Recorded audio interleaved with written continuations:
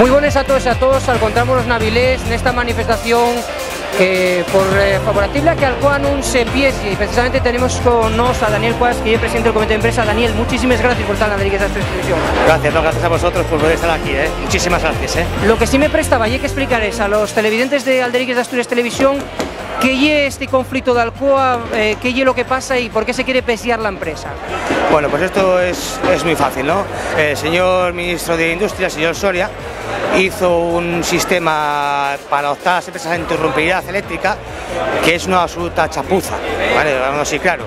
Ha hecho competir a empresas que no tienen nada que ver unas con otras para obtener la interrumpibilidad eléctrica, con lo cual no es lo mismo una empresa como Alcoa, que es gran dependiente de energía, con otras que no dependen de energía.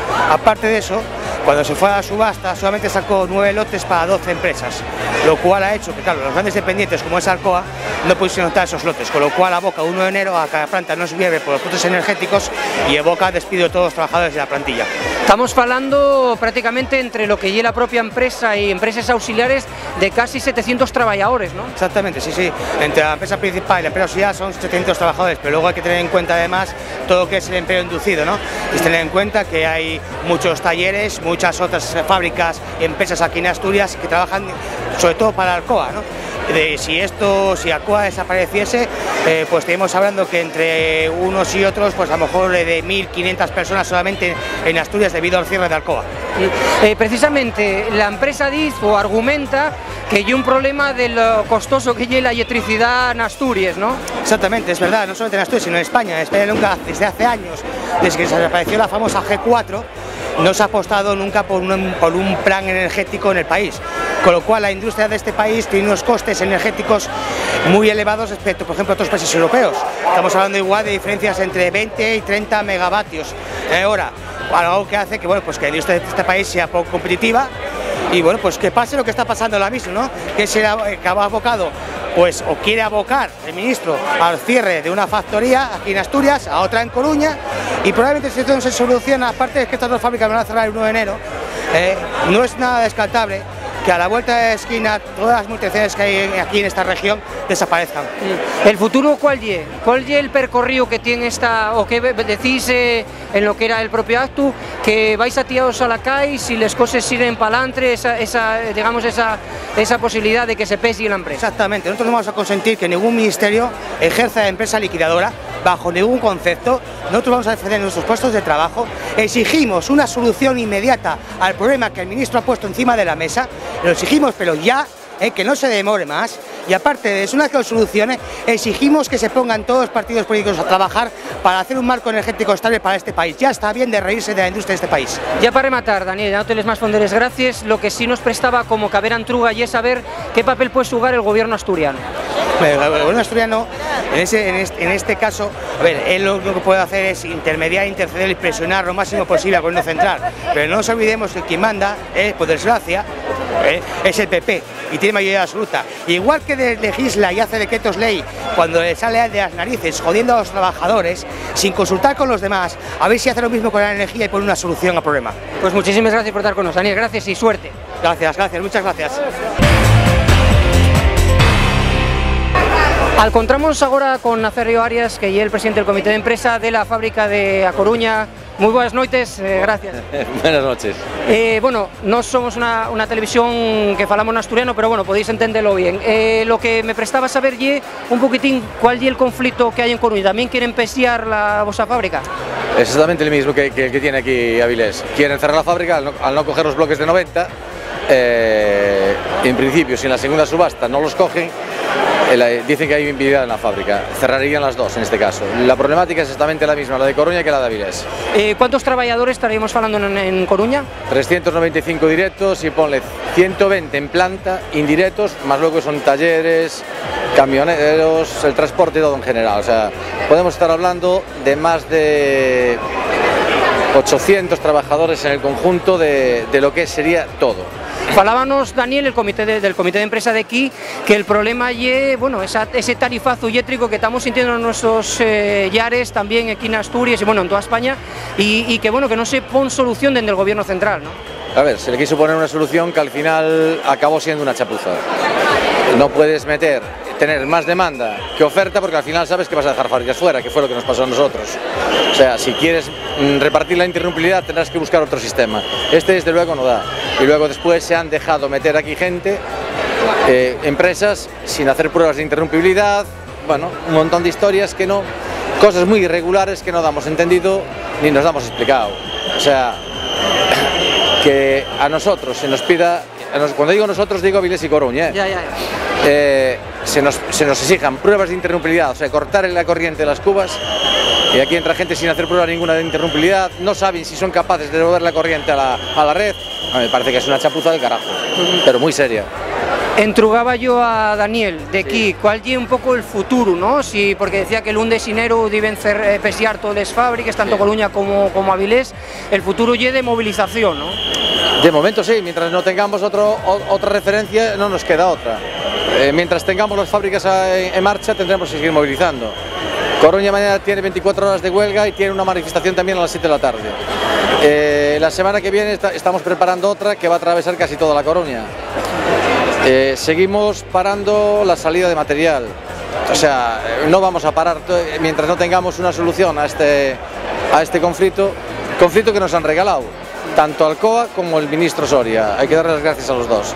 Entonces, bueno, vamos a ver cómo acaba esto. Yo espero que bien para las dos partes, bueno, para las dos fábricas, y empezar rápidamente a seguir trabajando en un marco, en intentar cambiar el marco de regulación, porque si no el año que viene estaremos aquí otra vez y me estarás haciendo las mismas preguntas. Y ya para rematar, ¿qué vos parece este apoyo de Asturias a la manifestación de Alcoa a más de 25.000 personas? Yo, ¿qué quieres que te diga? Esperemos mañana tener una poquita más, porque somos un poquito más, pero no lo sé. Estamos trabajando para tenerla.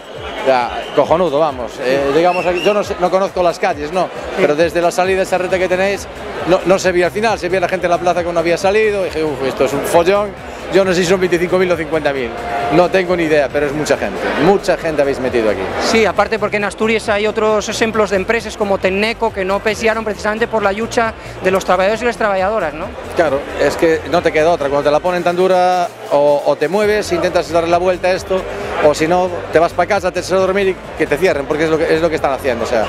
Y, a ver, el Soria por un lado y Alcoa por el otro, que nos está metiendo contra el gobierno, porque nos tiene secuestrados, esta puñetera compañía nos tiene secuestrados. No es normal que estén jugando con nosotros como están jugando.